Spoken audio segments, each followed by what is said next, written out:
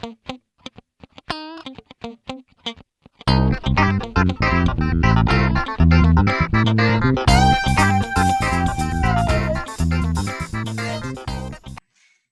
tal? Muy buenas tardes, bienvenidos y bienvenidas a esta nueva masterclass con la doctora María Rosa Dabadier, a quien le doy la bienvenida también. Hola María, ¿cómo estás? ¿Qué tal, Irene? ¿Cómo andás? Bien, muy bien. Acá estoy Bueno, admitiendo todavía, hoy es un grupo muy grande y además de todo el país, que me encanta. sí, estoy viendo en la admisión que nos hemos Sí, federalizado y que es magnífico. Me sí, gusta eso, me gusta sí, mucho. muy bueno. Sí, Bueno, vamos a presentar formalmente la clase de hoy. Vamos a estar hablando sobre prueba pericial, dictamen y valoración. Eh, bueno, María escribió unas líneas para presentar el curso que me parece que está muy bien, como para darle un marco. Dice: determinada la importancia para la decisión judicial de la prueba pericial, el estudio debe dirigirse hacia el dictamen o informe pericial y a su valoración. Al dictamen, porque es la cristalización de la prueba pericial y es el momento de diálogo entre las partes y el perito. Y a la valoración del dictamen, por resultar el hito de decisión del litigio a través del resultado de la prueba pericial. Es relevante porque su debilidad puede acarrear la arbitrariedad de la sentencia. Evidentemente el tema convoca, María, así que porque bueno, has tenido muchos inscriptos. Para sí, quienes no conocen gracias. para quienes no conocen a María Dabadier, ella ha sido jueza de primera instancia en lo civil y comercial del Departamento Judicial de La Plata durante los años 2003 y 2007, y actualmente es jueza de la excelentísima Cámara de Apelación en lo civil y comercial del Departamento Judicial de Dolores. Bueno, abogada y escribana de la Universidad Nacional de La Plata, máster en Derecho y Magistratura Judicial, Universidad Austral, Argentina, especialista universitaria en argumentación jurídica, Universidad de Alicante, España, coordinadora del Departamento de Derecho Judicial de la Universidad Austral, ahora incluso en la actualidad, y coordinadora académica del Diplomado en Pericias Judiciales, también en la Universidad Austral. Profesora en las materias Razonamiento para la correcta estructura de la sentencia judicial y Razonamiento probatorio, visión de la prueba pericial en la maestría en Magistratura y Derecho Judicial de la Universidad Austral. Profesora en la Universidad Notarial Argentina del Instituto de Estudios Judiciales de la Suprema Corte de Justicia de la Provincia de Buenos Aires y disertante en ámbitos nacionales e internacionales. Bueno, hecha la presentación, yo voy a silenciarme y te dejo para que puedas dar tu clase. Buenísimo, gracias, Irene, una vez más, a vos y a través tuyo a la editorial. Gracias a todos los que se han inscrito para participar y, bueno, intercambiar algunas ideas sobre este tema que, como dijo Irene, es convocante. Eh, Vamos a ir por partes. Yo había dado una charlita acá también, una masterclass no recuerdo, creo que fue, ya habíamos comenzado con esto de la pandemia, acerca de la relevancia e importancia de la prueba pericial. Y ahora directamente vamos a ir a la prueba pericial en dos charlas, una perdón, una hoy y el próximo martes la otra. Entonces lo que hice para una mejor comprensión, tomé dos temas que ahí en las líneas que leyó Irene están dados, que desde el punto de vista del proceso del conocimiento científico, desde la epistemología de la prueba, serían los más relevantes para considerar en el proceso judicial que llevamos a diario. Porque la idea es que esto no quede en una disertación o en algo dogmático o doctrinario, sino que todos nosotros, y me incluyo, lo podamos aplicar a nuestras actividades diarias, ya sea en el ejercicio profesional, como peritos, no sé si los hay, escuchándome, o aquellos que están en el Poder Judicial y que de alguna manera se están vinculando con la decisión judicial. Entonces, el día de hoy vamos a tratar de dar un pantallazo, porque más no nos va a dar el tiempo, al dictamen pericial, a los puntos de pericia, que esto es un tema muy conflictivo, y ya vamos a ver por qué yo lo vinculé con un diálogo entre partes y perito. En realidad ahí me quedé corta porque tendría que haber también puesto al juez, pero creo que el juez estaría no al margen, pero sí en una posición de dirimir en el diálogo y conciliar en el diálogo. Entonces, para ir el martes próximo al valor del dictamen. Eh, ¿Por qué insisto en la prueba pericial, o por qué insisto, mejor dicho, en la prueba en general y en la pericial en particular? Bueno, es muy simple y siempre lo repito, pero bueno, lo voy a repetir una vez más, porque soy repetidora compulsiva con estos temas, y es porque el modo en que el conocimiento científico va a ingresar al proceso judicial va a ser a través de la prueba, y específicamente a través de la prueba pericial. ¿Por qué? Porque va a estar a cargo de terceros que no son abogados en general. Puede haberlos a los abogados como peritos en algunas materias particulares que el juez puede ser que no tenga profundidad de conocimiento, pero es muy excepcional. Pero el resto no tienen la capacitación que tenemos los abogados. Conocen otras ciencias, otras técnicas, tienen otros saberes, otros conocimientos científicos. ¿Esto está mal? No, esto está bárbaro, porque no sé si se los dije en la otra oportunidad, pero sí lo digo ahora, la ciencia y la tecnología tienen una unión con el derecho muy importante. Si bien no se pueden amalgamar porque sus conocimientos son distintos, el conocimiento científico del derecho y el conocimiento de la ciencia jurídica, y el conocimiento científico de otras ciencias, son diferentes, las vías de conocimiento son diferentes, sí trabajan juntos en esta tarea. ¿Cuál es? Y bueno, la tarea de dirimir la verdad de los hechos del caso. Cuando hablo de la verdad de los hechos del caso me refiero a cualquier tipo de caso que esté judicializado, sea de derecho penal, de derecho privado, de derecho público, de derecho civil. ¿Mm? Entonces, voy a mostrarles, hice un PowerPoint muy pobre para entrar al tema, y voy a tratar de terminar unos minutos antes, porque si ustedes tienen interés, así podemos ver algunas preguntas que suelen ser las más enriquecedoras sobre estas cuestiones. Vamos a compartir la pantalla.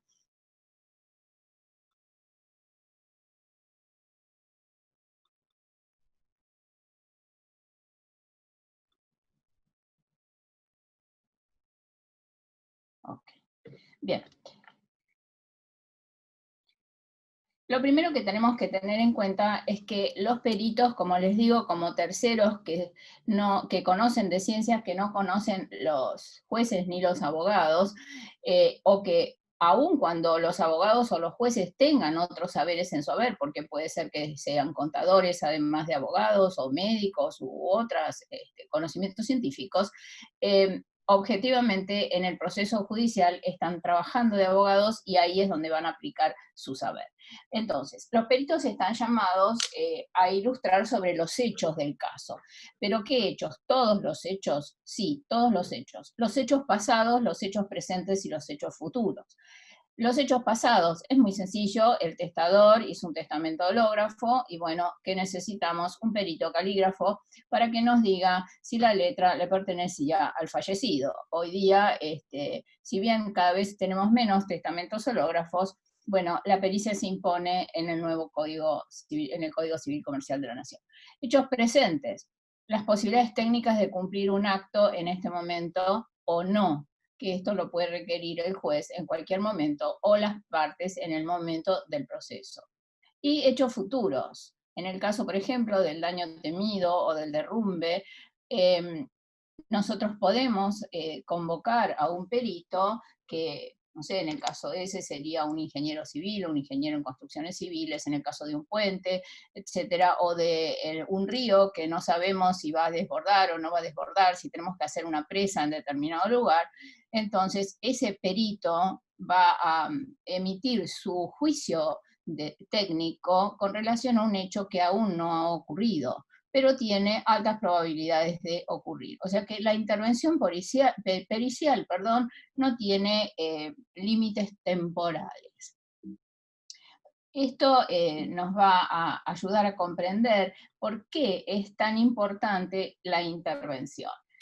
Les traje, para entrar un poquito en tema y ponernos en las pericias que seguramente, doy por descontado, ustedes ven a diario y ven en sus tareas de trayectoria profesional, 5 tipos de pericias de acuerdo a lo que entendemos que podemos referirnos. Tenemos pericias de información, pericias de investigación, de comprobación, de cotejo y científicas. Ustedes me preguntarán, ¿y para qué a mí me sirve saber esto? Bueno, esto nos sirve para guiarnos en cómo vamos a pedir los puntos periciales.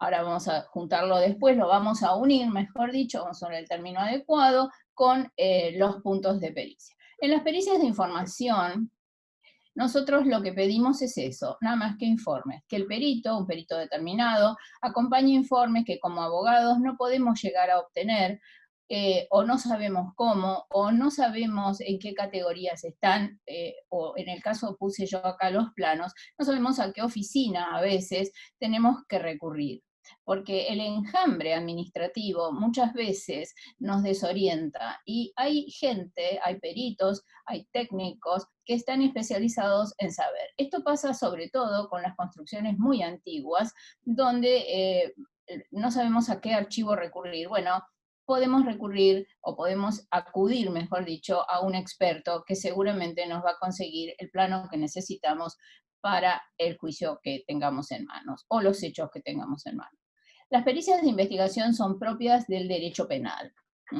Es la investigación del delito por antonomasia. Generalmente esto se da en lo que llamamos, o lo que se llama, la escena del crimen, que es cuando, producido el hecho delictivo, sea de la naturaleza que sea, concurre la policía científica, por ejemplo, y comienza la investigación. Todos aquellos que conforman los cuerpos de investigaciones de la policía científica, de las fuerzas de seguridad, son peritos en determinadas áreas. Pueden ser peritos legistas, peritos balísticos, peritos en distintas áreas. En este momento otro ejemplo no tengo, pero vamos a suponer que el delito es informático, tenemos los peritos informáticos que van a colectar la prueba y a bloquear los discos rígidos, por ejemplo, y duplicarlos para que no se altere todo el material o evidencia. A ese material lo llamamos evidencia. En el derecho civil se dan las pericias de investigación, sí, se dan las pericias de investigación, yo acá se los puse en las pruebas anticipadas, porque yo puedo tener un hecho determinado, pero necesito investigar algo anticipadamente para saber cómo direcciono el proceso, cuál va a ser la manera correcta, entonces voy con prueba anticipada, es una investigación de alguna manera. Las pericias de comprobación son las que hacemos con más frecuencia.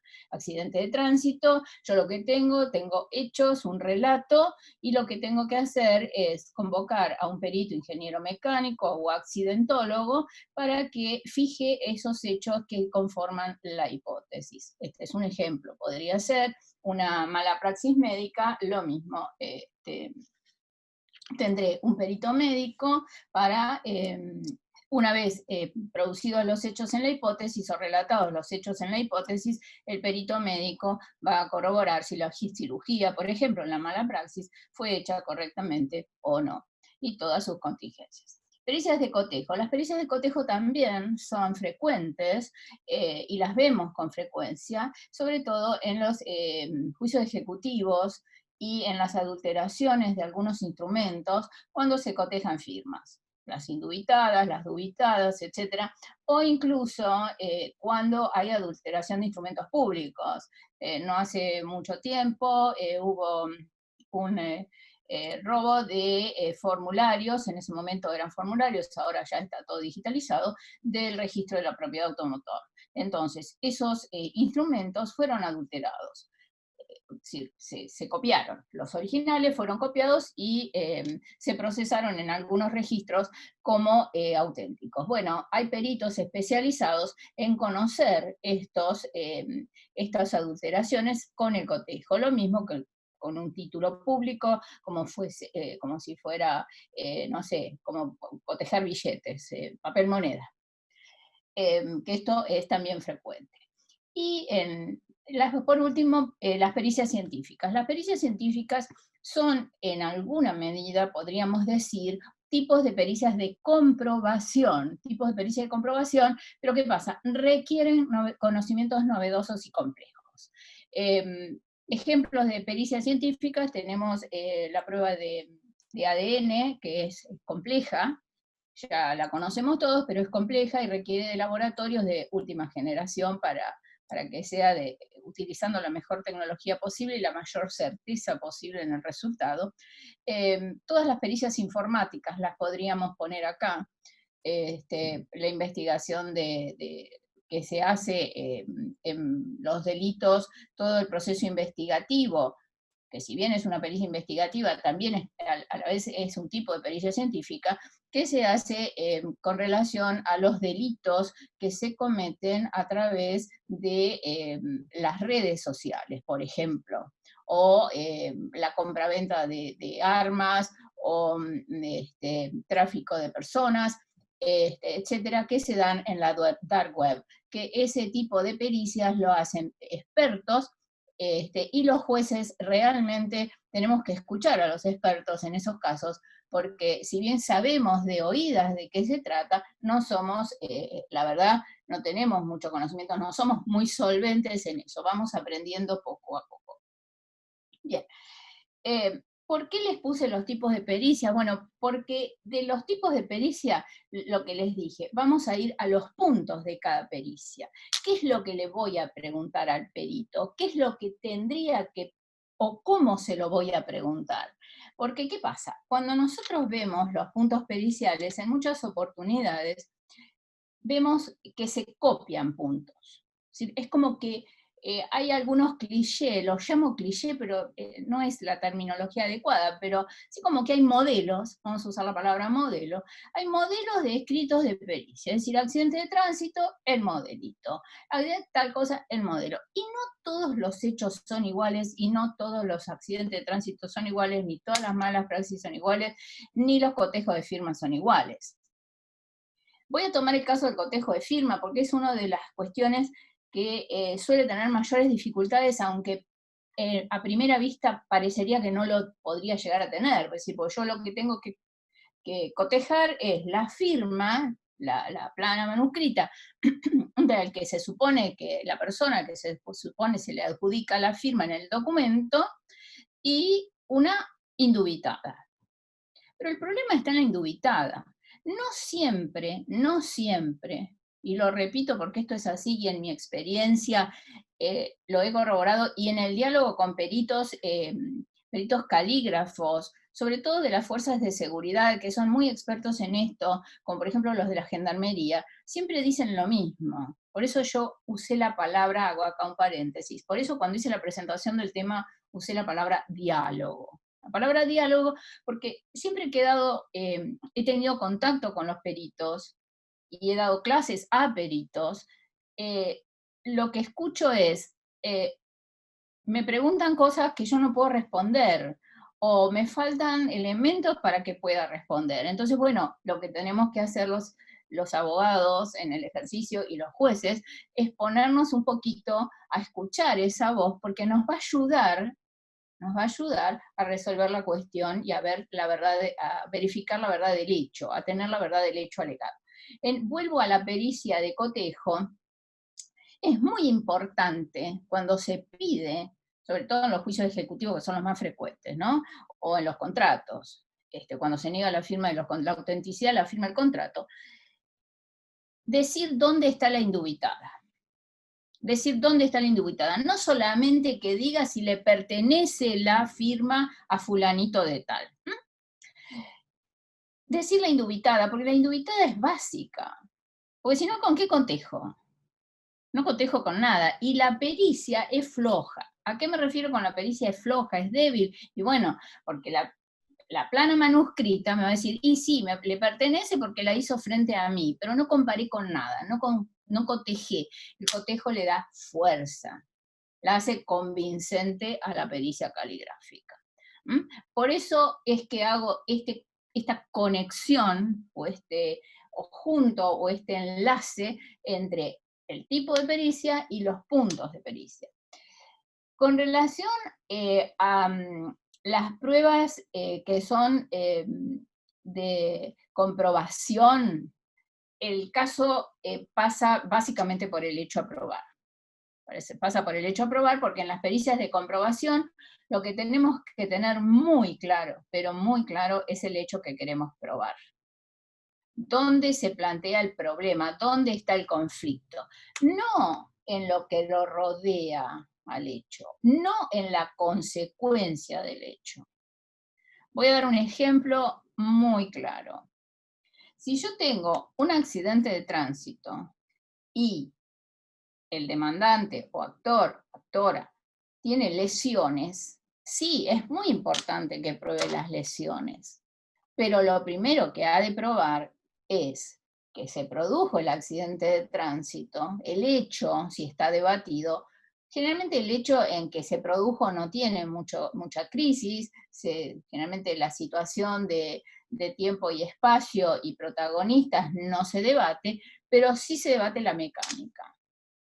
Sí se debate la mecánica. Y ahí está el problema, que muchas veces nos distraemos probando las lesiones y no probamos la mecánica. No probamos la mecánica. Por eso hay que una frase que tienen muchas sentencias que dice no se produjo prueba idónea. ¿A qué nos referimos con prueba idónea? Y bueno, nos referimos a la prueba que es más hábil o adecuada para demostrar ese punto, ese hecho. ¿Mm? Y entonces, esta vinculación ténganla presente, porque un juicio se gana o se pierde con la prueba. Esto no hay duda alguna. No hay duda alguna. Los jueces podrán sacar medidas para mejor proveer, pero no pueden hacer milagros.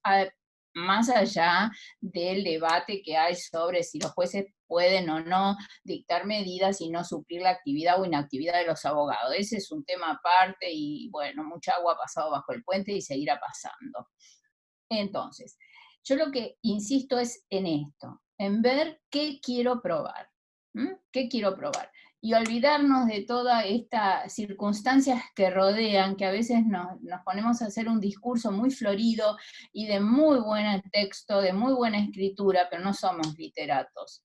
La verdad que somos abogados y queremos ganar el juicio, y somos jueces y queremos sacar la mejor sentencia posible y llegar a la verdad de los hechos, porque ese es el objeto final o el final de toda esta historia, la verdad de los hechos, que se va a componer en el proceso, por supuesto, porque ya pasaron, son hechos del pasado, los tengo que probar en el proceso. Por eso yo acá, como puntos de pericia, lo fundamental que les puse fue que depende de la complejidad de la materia y fundamentalmente de los hechos a probar. Lo de los hechos a probar es lo que les acabo de decir. En cuanto a la complejidad y a la materia, acá tenemos un tema que es en el ámbito nacional, en el Código de Procedimientos de la Nación y de algunas provincias, esto está resuelto. Esto está resuelto porque, y bueno, porque las partes pueden tener lo que se llama consultores técnicos. Entonces, con el consultor técnico nos va a asesorar y nos va a decir, porque va a tener la misma especialidad del perito que vamos a requerir, nos va a decir cómo hacer los puntos de pericia, o cómo es aconsejable hacer el punto de pericia, o qué preguntar. Esta dificultad se encuentra en la provincia de Buenos Aires. En la provincia de Buenos Aires no tenemos la figura del consultor técnico. Tenemos un código viejo, un código bastante viejito, que no ha tenido modificaciones al respecto. Yo me lamento bastante porque las partes se verían muy acompañadas con un consultor técnico y los jueces ni les cuento. Entonces, es importante consultar. Es importante consultar. Si ustedes tienen un hecho complejo, con una materia que no es muy conocida, vuelvo al tema de las pericias informáticas, que tienen terminologías específicas. Hoy, sin ir más lejos, he leído una sentencia que salió un juez de La Plata no era de phishing, que es una persona que a través del teléfono celular, no sé cómo fue, no tenía el texto de toda la sentencia, pero tomó un préstamo de un banco X y bueno, sin darse cuenta. Entonces, cómo hacer para probar el abogado que lo va a asesorar, que recibió una llamada o que recibió un WhatsApp o que recibió un correo y que te cliqueó o que aceptó algo que no tenía idea de que lo estaba aceptando, porque hay gente que lo hace inocentemente. ¿Mm? Entonces, esas complejidades por la materia informática, la tecnología, los distintos dispositivos que se usan, que son muy sensibles, bueno, eso hay que hacerse asesorar. Y es preferible convocar a alguien que nos ayude en estas temáticas. En cuanto a los puntos de pericia, la formulación tiene que ser clara y objetiva. ¿A qué me refiero con claro y objetivo? Tienen que ser oraciones cortas y no rebuscadas. Directamente pedirle al perito que se expida o que opine o que informe sobre determinada situación, que es la que queremos probar, por supuesto. Algo que no se le puede pedir al perito es opiniones acerca, por ejemplo, de las responsabilidades o de las consecuencias. Sí le podemos pedir que opine sobre algo que es afín a su materia y al juicio técnico que va a emitir. ¿Por qué no podemos pedirle esas otras opiniones? Y bueno, porque el perito es un tercero ajeno y es auxiliar del juez. No le podemos al perito de oficio o al perito oficial hacer emitir ninguna opinión que haga a una de las partes, que le quite la imparcialidad que tiene que tener. De hecho, acuérdense que los códigos de procedimiento prevén el apartamiento de los peritos, recusación y excusación, con las mismas causales que los jueces. Y fíjense hasta qué punto se llega. Por eso puse acá, como tercer punto, que no es conveniente pedirle opiniones personales, que no hagan al juicio técnico.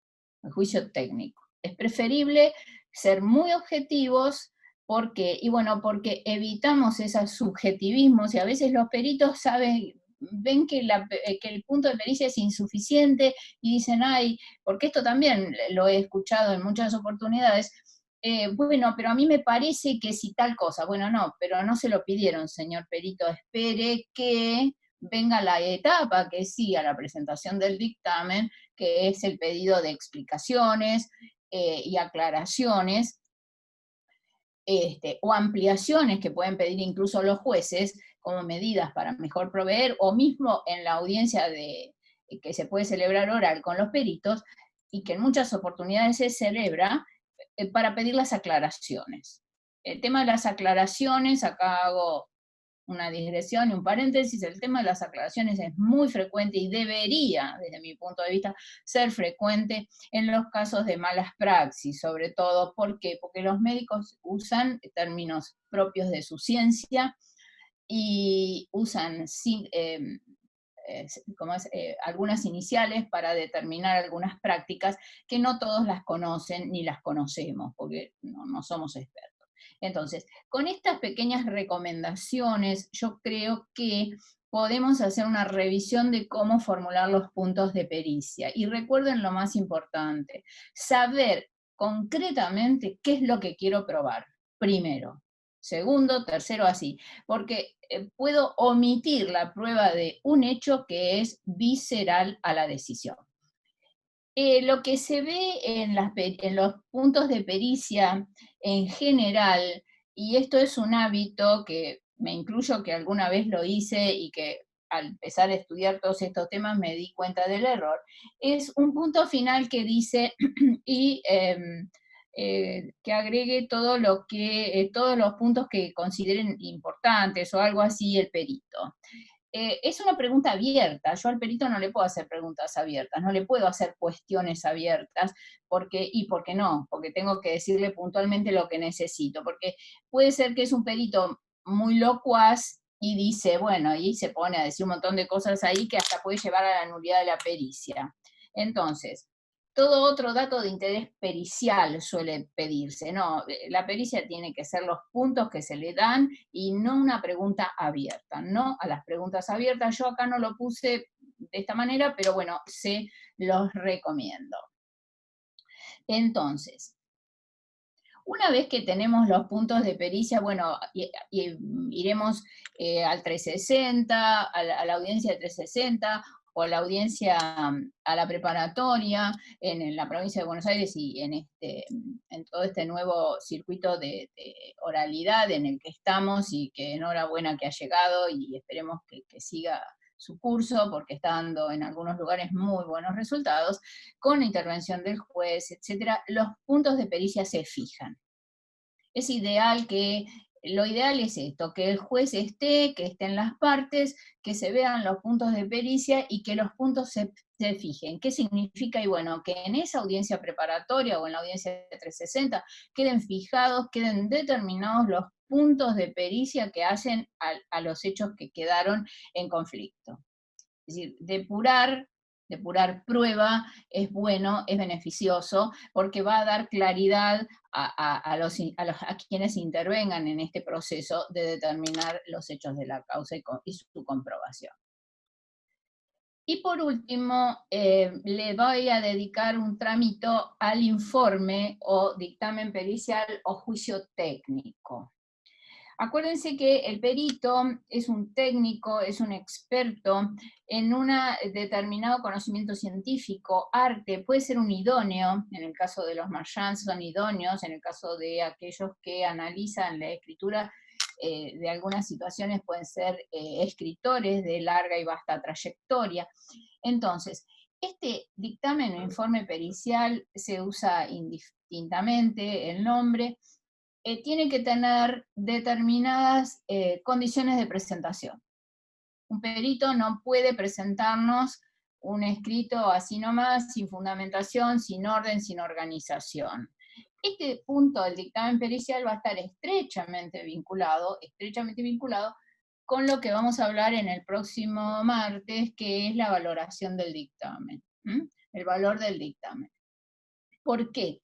Y bueno, porque el dictamen, acuérdense que producido el dictamen, el traslado a las partes por el principio del dispositivo, las partes tienen la facultad de pedir las explicaciones y ampliarlo, o pedir la nulidad del dictamen. Acá viene una palabra que yo la voy a usar y que trae también conflicto y que también tiene mucho debate, que es la palabra impugnar, o el acto procesal de impugnar el dictamen.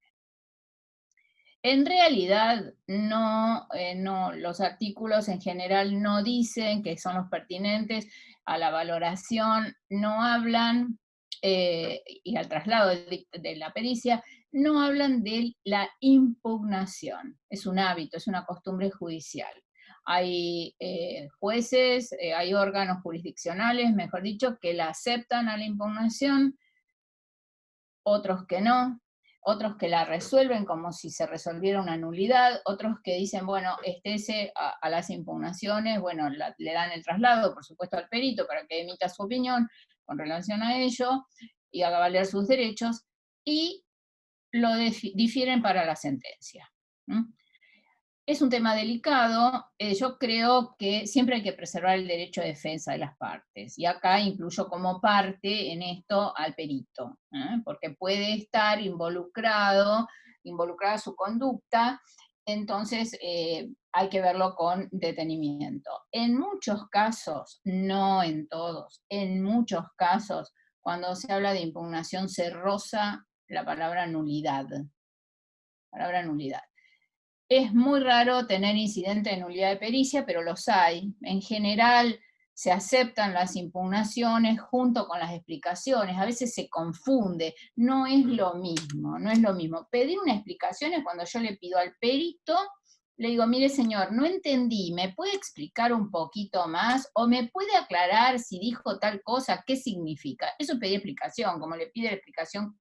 Cualquiera de nosotros le pedimos la explicación a un amigo de por qué hizo o dijo tal cosa. La impugnación es cuando se dice este dictamen es insuficiente o adolece de este problema por esto, y lo otro. Por ejemplo, yo acá puse la identidad del perito y la especialidad. Perfecto, eso no hay problema, la parte introductoria. Identificar el proceso o causa en que se va a realizar la tarea. Eso tampoco, pongo el expediente, la causa, la IPP, lo que fuera. Enumeración de los puntos de pericia. Vamos a suponer que, imaginemos que el perito omite alguno de los puntos de pericia que quedaron fijados. Bueno, señor perito, esto es insuficiente. Usted omitió, esto no está completo, yo lo puedo impugnar por insuficiente o por incompleto, usemos la palabra que queramos, al dictamen. También puedo ser generoso, generosa, y decir, señor, ¿lo puede completar? Y ahí veremos lo que nos dice. Identificación de las personas o materiales a peritar. Vamos a suponer que es un perito médico que tiene que hacer una revisión a una persona, a una víctima, en un juicio de mala praxis, ¿no? O un accidente de tránsito, tuvo lesiones, y no la identifica a la persona. No la identifica. Bueno, eso se puede impugnar. Es un déficit grave no identificar la persona peritada. No solamente con nombre y apellido, yo tendré que identificarla nombre, apellido, documento, edad, algunos elementos más, porque la pericia médica lo requiere por la materia. Entonces, ahí sí podríamos tener una impugnación. Las respuestas tienen que ser coherentes con lo pedido y objetivas. Acá también, si no son objetivas, si hay subjetividades o el perito se le ocurre decir, yo creo que el responsable es A y no B, bueno, obviamente esa pericia es absolutamente impugnable porque el perito nunca debe de establecer las responsabilidades. Las responsabilidades y las culpabilidades el único que está en condiciones de decirlo es el juez. El perito podrá decir, el agente embistente fue tal, el investidor mecánico fue cual, bueno, pero no hablar de responsabilidades, porque ahí se estaría ya extralimitando en su tarea. Conclusiones.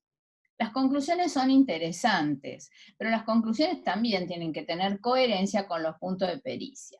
Y acá me detengo y hago una recomendación. En general, estamos muy apurados, tenemos mucha tarea, los abogados tienen los plazos, se vencen los escritos, etcétera, etcétera. Bueno, ¿qué hacemos? Y leemos las conclusiones. Mal. Leamos todos los puntos de pericia, porque hay veces que las conclusiones nos pueden llevar a error. Conclusiones nos pueden llevar a error. Esto es una recomendación que les hago de muchos años de estar familiarizada con este tipo de cuestiones. No lo puse acá, me lo he olvidado, que es las referencias a las bibliografías utilizadas.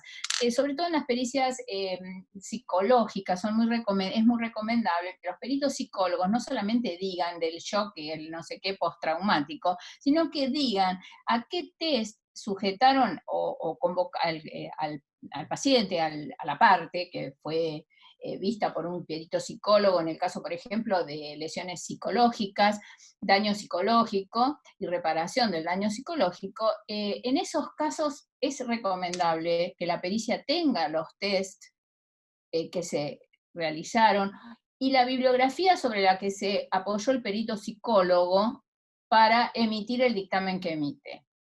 Lo mismo los médicos. Hay mucho debate a veces con las cirugías, estoy dando ejemplos al azar, con las cirugías que hacen si son a cielo abierto o son endoscópicas, bueno, microcirugías.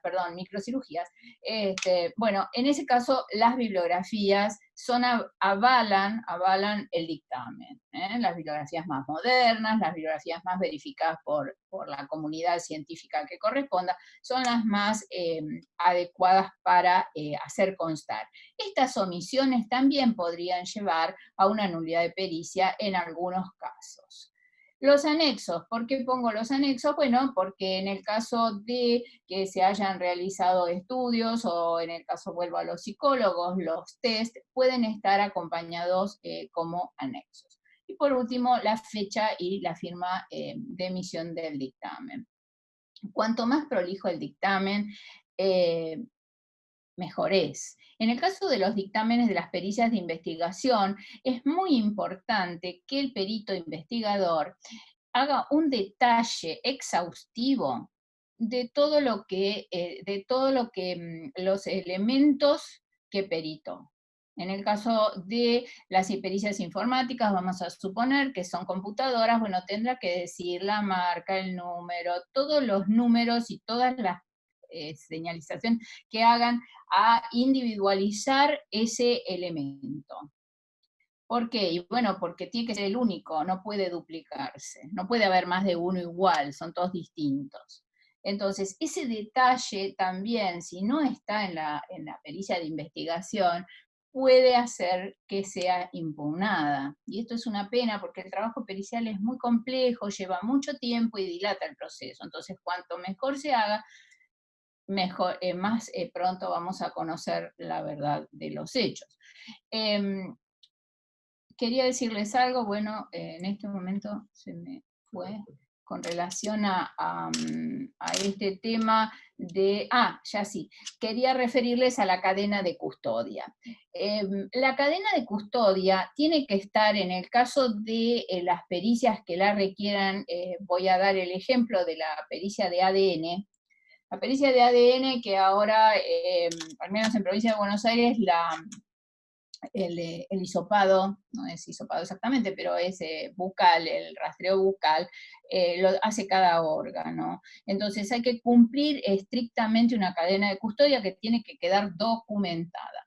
Si nosotros en la cadena de custodia, que es desde que la persona a la que le vamos a hacer extracción del material en la mucosa bucal llegó al órgano, enfrentó la situación, quién lo atendió, quién le va a decir cómo hacer y qué es lo que se va a hacer para extracción de material, y el material termina identificado, ¿no?, con unas letras y con la identidad de a quien se le extrajo, la fecha, la hora, y se pone y se ensobra y llega al perito, todo eso tiene que estar documentado. Si tenemos en esa cadena un quiebre, por mínimo que sea, tenemos un problema serio.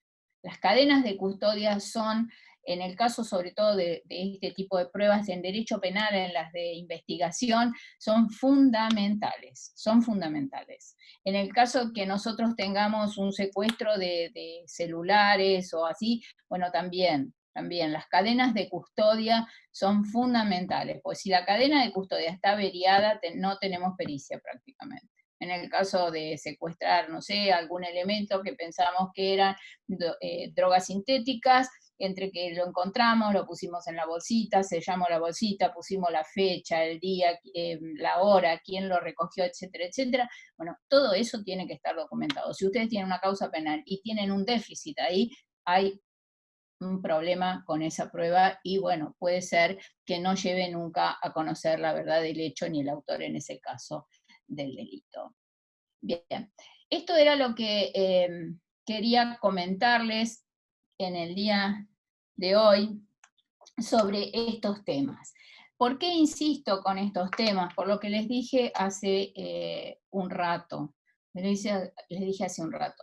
Con una buena pericia, yo no les voy a decir que con la pericia sola van a ganar el juicio, no, porque hay juicios que tienen pericias, que tienen prueba compleja y hay que completarla, la prueba, y hay que integrarla. No puedo solamente, pero sí, la pericia bien hecha y apuntando al hecho que quiero probar. Insisto en esto, no crean que lo repito porque me olvidé que lo dije, no, lo repito porque lo veo con mucha frecuencia y desde hace mucho tiempo este tema. La distracción, yo he sido muchos años, hago un paréntesis acá también, abogada litigante, casi 20 años estuve en el ejercicio profesional. Muchos de ustedes probablemente me conozcan de hace mucho también. Y lo que aprendí fue a objetivar bien, hacer objetivos los hechos que yo quería probar. A veces es mejor escribir poco y concreto, y el hecho concreto, no adornado. Muchas veces nos gusta decir un montón de cosas porque, bueno, nos parece que lo emotivo puede, pero lo emotivo a veces nos hace perder en el bosque. No perdamos el árbol, no nos perdamos en el bosque, porque perderse en el bosque es complicado. hay que buscar el arbolito. Esto, los relatores que trabajan conmigo me escuchan siempre decir lo mismo, no nos perdamos, busquemos el árbol que nos convoca, y el árbol que nos convoca es el hecho que queremos probar. Por eso cuando hablamos del razonamiento probatorio, no solamente hablamos de la prueba, hablamos de los hechos, de cómo son los hechos, hablamos de la verdad de esos hechos, porque esto es lo que construye, o lo que se construye en el proceso judicial. Se reconstruye el hecho en el proceso judicial. Y cuanto mejor sea la prueba, la reconstrucción del hecho será más verosímil, si será más verdadera. No es buena, la expresión más verdadera no está bien, la expresión literalmente está horrible, pero es la mejor expresión que tengo, que es lo más cercano a la verdad. Porque la verdad no la vamos a conocer tal cual sucedió, porque fue un hecho del pasado, porque hubo un montón de elementos, porque a lo mejor no hubo testigos, pero sí hubo otras cuestiones que pasaron, y bueno, con indicios puedo reconstruir. En el proceso civil esto es más fácil, porque con los indicios nosotros podemos juzgar. En el proceso penal, el tema de la norma constitucional y el beneficio al reo, ahí se nos hace un poco más difícil porque la prueba tiene que ser más contundente en cuanto a la prueba del hecho.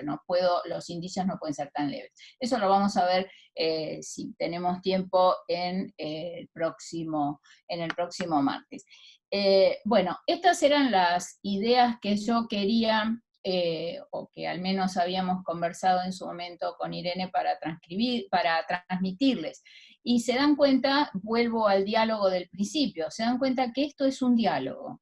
Es un diálogo entre las partes que quieren probar el hecho y el perito. ¿Y el juez para qué va a estar? Y bueno, va a estar para ayudarlos a fijar los hechos.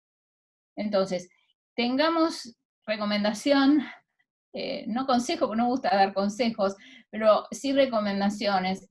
Hablen con sus consultores técnicos. Si están en un lugar donde no es aceptada la figura, busquen a alguien que les aconseje sobre la materia a probar, y tengan un diálogo con el perito. Y diálogo, los jueces tendrían todos ellos, yo esto siempre lo digo, y bueno, no sé, cada uno después tiene su juzgado, sus modalidades, etcétera, pero está bueno a veces hablar con los peritos, que el perito se acerque al juzgado. El perito es un auxiliar de justicia, no es un tercero que anda ahí dando vueltas, es auxiliar de justicia, está para darnos una mano, no para otra cosa. Bueno, gracias a todos por escucharme, y bueno, nada, eso, gracias. Y si hay alguna pregunta, Irene, te estoy viendo ahí. Sí, acá no estoy. Abrimos el segmento si quieren preguntar. Con toda generosidad, acá está María para responder. Mientras conversabas, dejaron en especial referencia a la pericia médica. ¿Qué opina a que los honorarios de los peritos se encuentren enganchados con el monto del pleito? ¿No cree que sería más transparente que su labor técnica se pautara económicamente y desanclado del monto del pleito? Alejandra, buenísima pregunta, que siempre me hago. Excelente la pregunta. A ver, antes de contestarle a Alejandra, hay 3 tópicos que siempre traen los peritos cuando damos estos cursos, o cursos con peritos puntualmente, y uno es el tema de los honorarios, y la verdad que estoy absolutamente de acuerdo con muchas cosas de las que piden. Realmente el tema que esté enganchado del monto del pleito es un tema de proporcionalidad. Es un tema de proporcionalidad, sobre todo, voy a hablar no de perito de parte, porque el perito de parte arregla con quien lo contrató. Voy a hablar de los peritos de oficio, que son los que se sortean de oficio para intervenir, los sortean las cámaras generalmente. Que llevan unos listados de peritos que se inscriben en distintas especialidades e incumbencias. Ese sería el principio, la proporcionalidad, es decir, que el perito perciba en una proporción a la que van a percibir los abogados por sus tareas. Lo que yo no estoy de acuerdo ahí es en 2 cosas. Una, que vamos a suponer que la pericia, que la acción, la demanda civil, fue desestimada, entonces hay muchas veces que viene el perito y se queja porque no le regularon honorarios porque la demanda fue desestimada. ¿Qué culpa tiene el perito que la demanda haya sido desestimada? Es decir, él o ella hicieron su trabajo como se lo pidieron y tiene que ser remunerado. Esto es uno de los temas. Y el otro tema que sí yo creo es que los peritos, no solamente el médico, los peritos no tienen por qué esperar el final del pleito para cobrar, porque si no pasan años esperando. Yo creo que terminada la intervención pericial, que es con la presentación de la pericia, si hubo explicaciones, impugnación, nulidad, lo que hubo, y se quedó cerrado ese tramo del proceso, incluso por la preclusión de los actos procesales, se está en condiciones de regularle un honorario al perito, un honorario estimativo al perito, para que lo pueda cobrar de la parte que se lo pueda pagar. ¿Por qué? Porque quien se lo pagó, si después resulta ganancioso, lo podrá repetir contra el perdidoso. Y si lo pagó el perdidoso, bueno, ya está, lo pagó. Pero el perito no tiene por qué estar esperando 1 año, 2 años, vaya a saber cuánto tiempo para cobrar. Después ahí vienen otros problemas, que es el problema de los beneficios de litigar sin gastos, que de eso prefiero que ni hablemos, porque tenemos un sistema que me da la impresión que es obsoleto y tendría que tener alguna solución, y hasta ahora la política legislativa en esto no sé si no tiene interés, no conoce, y bueno, seguimos igual. Brasil tiene un sistema que es muy interesante, que hay como lo que podríamos llamar un fondo común, por distintos tributos que se pagan en las actividades jurisdiccionales, como nosotros pagamos las tasas de justicia, etcétera, hay una proporción que va a un fondo de donde se paga a los peritos que las partes no les pueden pagar porque tienen beneficios de pobreza. ¿Qué significa? Que de una manera u otra, al menos algo el perito cobra, porque el perito tiene que vivir, tiene que comer, tiene una familia y realmente tiene que cobrar. Entonces, en eso yo creo que si nosotros, y digo los jueces, les damos al perito el rango que tiene que tener de auxiliar de justicia, bueno, ya con eso es un avance. Y sí, creo que en el principio, en el caso que dice Alejandra, es por la proporcionalidad. Perfecto. Aquí María Fernanda se tuvo que ir, pero dejó: qué bueno es tener juzgadores que han sido abogados litigantes. ¿Cómo se nota la diferencia? Bueno, no sé, son, a ver, cada uno no es tan así, yo no diría que es tan tajante la línea, no hay una línea, hay jugadores que no han tenido actividad en la calle, como se dice habitualmente o vulgarmente, y son muy buenos. Yo creo que es un oficio, el ser juez es un oficio, es una profesión, no sé, y hay que hacerla con cariño y hay que ponerle como a cualquiera, como el ser abogado litigante. El buen abogado litigante le pone garra y si no, no sale adelante. Y esto es lo mismo, nosotros le ponemos garra para que salga la mejor sentencia posible. Lo que sí creo, a Irene y a todos y a todas, es que tenemos que capacitarnos permanentemente. El mundo va muy rápido. En estos últimos meses, por ejemplo, nosotros en Provincia de Buenos Aires, creo que fue 6 o 9 o 29 de abril, salió la 3975, todo digital.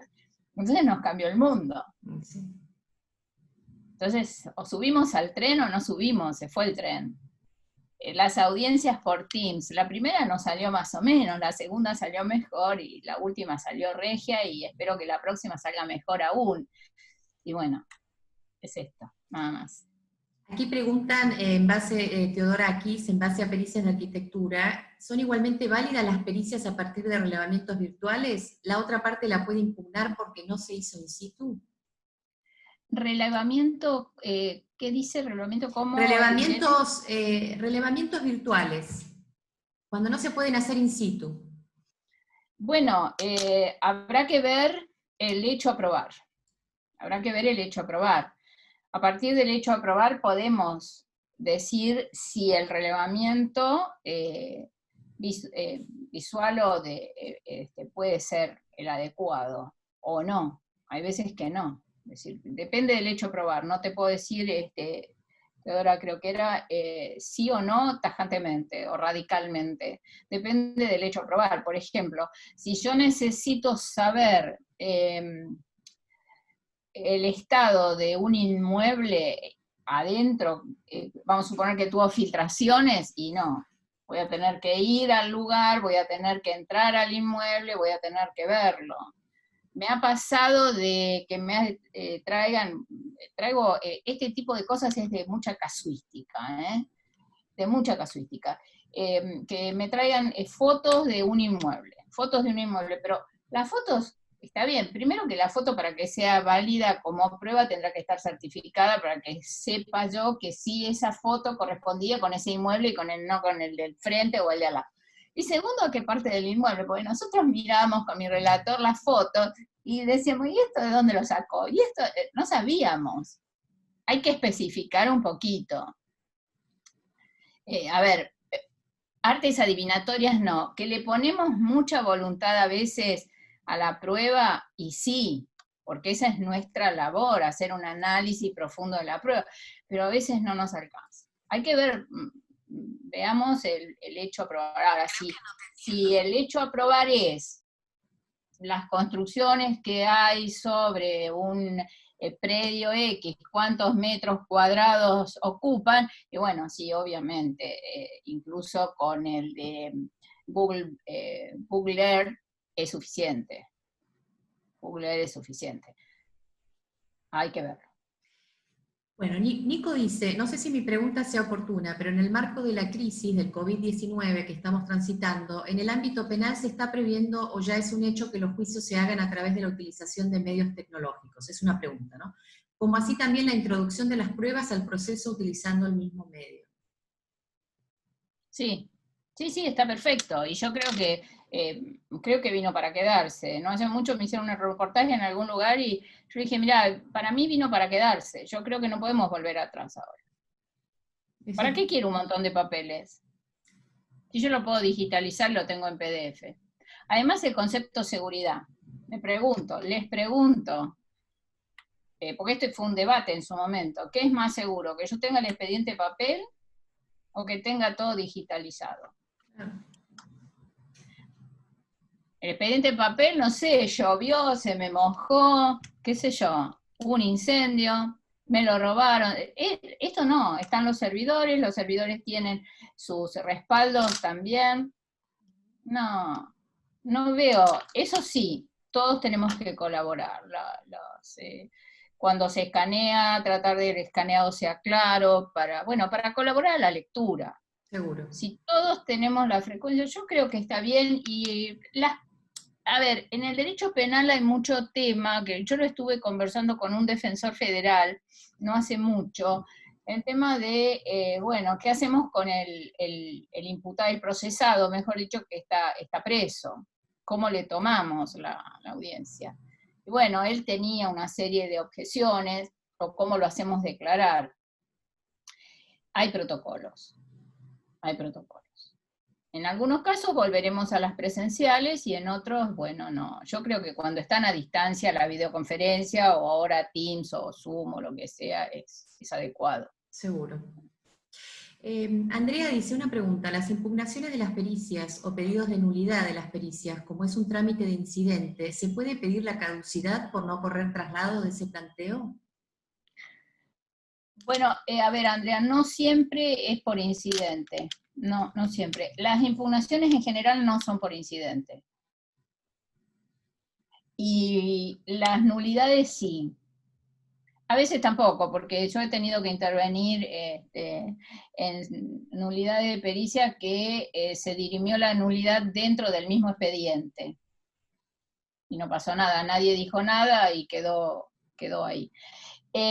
Bueno, sí, la caducidad va como cualquier... la caducidad está siempre. Pero ¿qué pasa? La pregunta es, ¿ganamos el juicio con caducidades o ganamos el juicio buscando la verdad? Pregunta. Yo lo pregunto, nada más. Yo preferiría buscar la verdad. No es muy frecuente la nulidad de pericias. La nulidad de la pericia tiene que ser, y menos en el ámbito civil. ¿Y por qué? Y bueno, porque la preclusión de los actos procesales hace que muchas veces las cuestiones queden precluidas y nadie alegue ni diga nada. Sí. Pero sí, la caducidad sí, como cualquier incidente que tiene caducidad. Sí. Sergio pregunta, una solución al tema honorarios de los peritos, ¿no sería tener un cuerpo oficial, asesoría pericial o cuerpo médico forense para garantizar la objetividad e imparcialidad de los dictámenes? Bueno, sí, pero el problema es también que los peritos tienen no en ciudad, pero creo que en ciudad tiene una remuneración bastante interesante, pero en la provincia de Buenos Aires las quejas de los peritos que forman la asesoría pericial, las asesorías periciales es que tienen rangos muy bajos en las categorías, ¿no? Muy bajas y que la remuneración no es muy buena. Sí sería lo ideal tener un cuerpo de peritos. También sería lo ideal tener un cuerpo de expertos. Si ustedes van a decir no es lo mismo, no es lo mismo. Un perito va a ser el que tiene una formación básica en una ciencia y se inscribe y tiene una antigüedad más básica en la matrícula o la colegiatura que sea. Un experto es el que tiene, que me puede demostrar que se doctoró, que tiene una maestría, que va a congresos, que está con la última tecnología y que tiene más de X cantidad de años y experiencia para emitir dictamen y le puedo, de acuerdo a las dificultades del dictamen, lo puedo someter a ese experto. Eso también hay algunos países que tienen esa diferenciación. Nosotros tenemos todo junto. Pero sí, un cuerpo de peritos sería lo ideal, pero el tema es la remuneración. Siempre caemos en lo mismo, creo que, no me acuerdo, Sergio creo que era, o Nico, siempre caemos en lo mismo, el tema es remuneraciones. Y les digo que esto lo he visto en varias provincias de la República y son remuneraciones. Jorge Vargas dice, doctora, ¿cómo resuelve usted o cómo sopesará el valor probatorio si tiene dos dictámenes periciales contradictorios, uno en el dictamen o informe pericial de un expediente penal ofrecido como prueba instrumental y el otro que surge de la prueba pericial producida en el expediente civil? Y bueno, Jorge, esto lo iba a contar la semana que viene. Vas a tener que sumarte el 11. El martes A ver, 11. no sé si te digo algo o no. En general, lo primero veamos que estamos probando el mismo hecho y bajo la misma formulación de los puntos de pericia. Y bueno, y de ahí en más empezamos a trabajar. Y vemos quién lo tomó, cómo lo tomó, es decir, ahí tenemos que trabajar con detalles, muchos detalles. Y vamos al que se acerca más a tener todos los detalles habidos y por haber, es decir, el dictamen más completo. Lamentablemente, y me anticipo lo que iba a decir la semana próxima, las pericias o los dictámenes periciales que se producen en las IPP, en la provincia de Buenos Aires, hablando concretamente, que es el ámbito donde yo tengo más conocimiento de esto, o aquellas que hacen las fuerzas de seguridad rápidamente y en el lugar del hecho adolecen de problemas, suelen tener problemas. Se hicieron muy rápido, bueno, no, era de noche, no sé. Y después, en el caso de la pericia que se hace en el expediente, esto está superado también por la tecnología, acá hago un agregado, porque ahora cuando van a hacer la policía en algunos delitos o la científica, ya está muy equipada, la Policía Federal Argentina está muy equipada, Gendarmería también, bueno, ciudad lo mismo, es decir, están muy equipados. Pero en el caso del expediente, vamos a ver, daños y perjuicios, por ejemplo, que tiene lesiones o tiene víctimas, tiene muertos, donde hay intervención de ambos, generalmente no es lo mismo los dictámenes, no son los mismos. no apuntan a probar el mismo hecho, y además se realizan en tiempos totalmente distintos. Y el dictamen hecho por la policía, ¿no?, nos va a dar la realidad del hecho ahí, en ese momento que ocurrió, a más tardar a la media hora, la hora. Lo otro capaz que pasaron 2 años. Entonces ahí ya tenemos una diferencia. Generalmente no hay muchas diferencias en esto, a mí no me ha pasado nunca. Hay que hacer una prueba, componer la prueba, componemos la prueba, no descartamos nada, componemos la prueba. Es así, Jorge, no descartamos. Nos ha pasado de tener 5 dictámenes distintos en una causa, y bueno, también el hecho a probar, y empezamos a analizar todos estos detalles.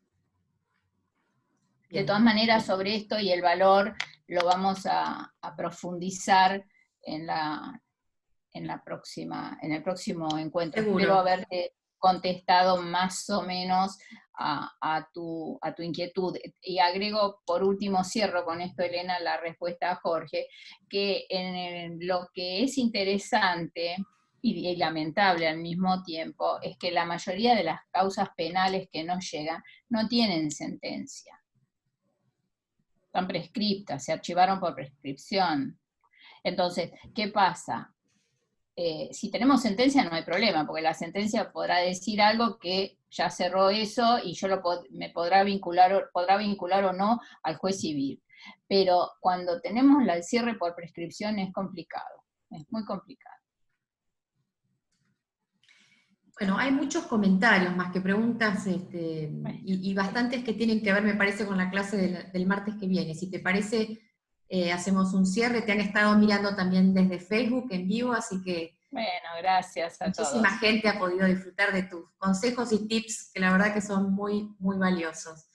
Te agradezco mucho, María, nuevamente estar con nosotros, Microjuris, y a los participantes por acompañarnos una vez más. Recuerden que el martes próximo 11, a la misma hora, por el mismo canal, va a estar María dando la segunda parte, así que no se la pierdan. Ya están todos inscritos, así que no hay problema, no tienen que volver a ingresar al mismo ID que hicieron el ingreso en el día de hoy. ¿Qué otra cosa más? Han estado pidiendo las filminas. Mirá, vos que dijiste que eran poquitas y sí, las piden igual, bueno, así que bueno, si no tenés problemas, se las vamos a hacer llegar. No.